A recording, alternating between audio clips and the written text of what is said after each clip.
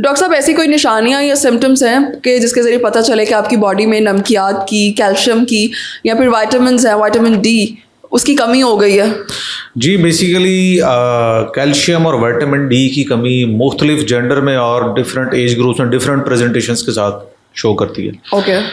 For example बच्चों में अगर कैल्शियम विटामिन डी की कमी है तो हड्डियां सॉफ्ट होती हैं, उनकी प्रॉपर ग्रोथ नहीं होती।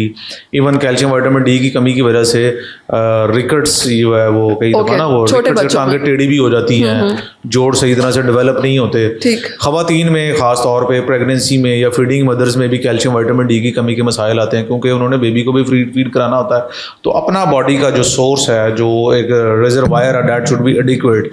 तो ऐसी ख़वातीन आमतौर पे घर के काम काज में महसूस करती हैं कि थकावट हो जाती है, शोल्डर्स में, नीज़ में, कमर में दर्द रहता है, काम शुरू करके बहुत ज़्यादा थकावट हो जाती है।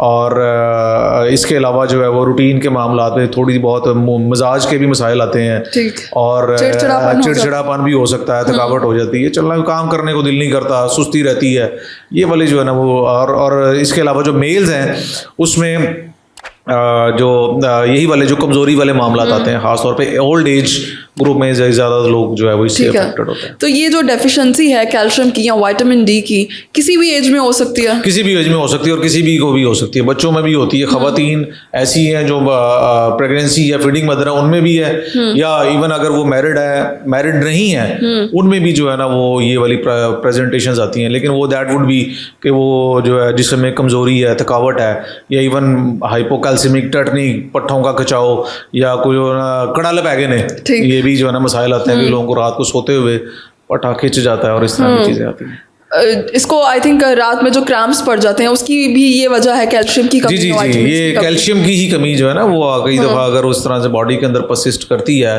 तो हाइपोकैल्सिमिक टेटनी के पट्टे बिल्कुल अकड़ जाते हैं, जो है ना वो कोई एक भी हो सकता है, खास तौर पे जो काफ मसल्स हैं टांगों के, ये रात को जो है वो अफेक्ट कर सकते हैं, जो है ना वो ज़्यादातर इसकी वजह कैल्शियम की डेफिशिएंसी होती है। इसको रोका कैसे जा सकता है फिर? बॉडी के अंदर आपका जो है वो जिस चीज़ की कमी है उसको पूरा करें। कैल्शियम की कमी है तो उसको या विटामिन डी का अगर आपको समझते हैं कि नहीं है तो उसको एक दफ़ा हमारे पास इन्वेस्टिगेशन का तरीक़ाकार भी, कुछ सिम्टम है जैसे हमने डिस्कस किया, इसके अलावा हमारे पास कुछ टेस्ट होते हैं कैल्शियम विटामिन डी का, वो कर लें और अपनी डाइट में कैल्शियम वाली चीज़ें शामिल करें, अच्छा लाइफस्टाइल अडॉप्ट करें, एक्सरसाइज करें, वॉक करने की आदत अपनाएं, जंक फूड को अवॉइड करें, कोला ड्रिंक्स को अवॉइड करें, एडिक्वेट सन एक्सपोजर, इन चीज़ों के साथ आप एक अच्छा बॉडी के अंदर कैल्शियम और विटामिन डी का एक जो है वो सर्कल मेंटेन कर सकते हैं। ठीक है, इस चीज़ को अवॉइड करने के लिए आपकी बॉडी में कैल्शियम या विटामिन्स की कमी ना हो, क्या उससे पहले भी कुछ सप्लीमेंट्स लिए जा सकते हैं जो कि हम अपनी डेली डाइट में या रूटीन में शामिल कर सकें और जिनका कोई नुकसान भी ना हो?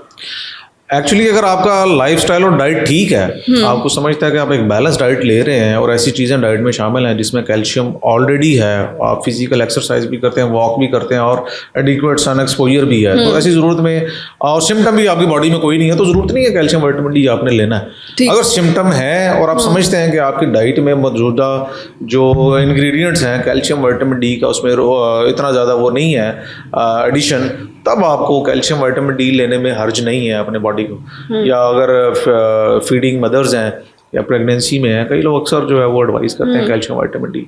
ठीक है, एडेक्वेट सन एक्सपोजर की आपने बात की। जी। तो एडेक्वेट सन एक्सपोजर क्या होता है? अक्सर लोग कहते हैं कि सुबह के टाइम की धूप जो है वो ज़्यादा अच्छी होती है, उसमें आपके विटामिन डी की या इस तरह की कमी पूरी हो जाती है।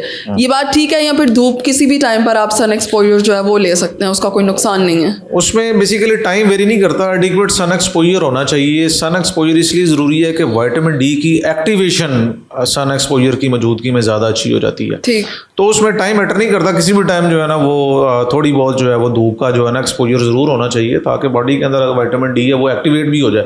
जब वो एक्टिवेट होगा तो कैल्शियम की मेंटेनेंस में वो रोल प्ले करता है। अच्छा, क्रैम्प्स की तो हमने बात की कि रात में जैसे सोते हुए टांग में क्रैम्प हो गया या फिर कड़ल पड़ गई, इस तरह से, तो कुछ लोगों की खासतौर से ख़वातीन में ये मसला ज़्यादा देखने में आता है कि उनकी टांगों में दर्द रहता है या पाँव में जैसे चूंटियाँ चल रही होती है, तो उसकी भी सेम वजह है? हाँ, ज़्यादातर केसेस में क्रैम्प्स में ये कैल्शियम विटामिन डी के मसाइल ज़्यादा उनको अफेक्ट करते हैं। अगर वो सुइयाँ चुभने वाला मामला है वो उसमें कई दफ़ा यूरिक एसिड का भी रोल होता है कि यूरिक एसिड ज़्यादा होने की वजह से भी ये प्रॉब्लम आता है। ठीक या है। इसके अलावा भी बहुत सारी वजूहत हो सकती हैं, लेकिन कॉमनली अगर हम देखें तो ये ज़्यादा चीज़ें इन्वॉल्व होती हैं। तो जो क्रैम्प्स आई ने अब विटामिन डी की या कैल्शियम की कमी को पूरा करके इनको ठीक किया जा सकता है। जी जी बिल्कुल, अगर बॉडी के अंदर इन चीज़ों का लेवल नॉर्मल है कैल्शियम विटामिन डी का, और एक हेल्दी लाइफस्टाइल भी, एक्सरसाइज भी आप उन मसल्स की करते हैं, डाइट भी ठीक है, तो इन चीज़ों को मैनेज किया जा सकता है आराम से। ठीक है, बहुत शुक्रिया।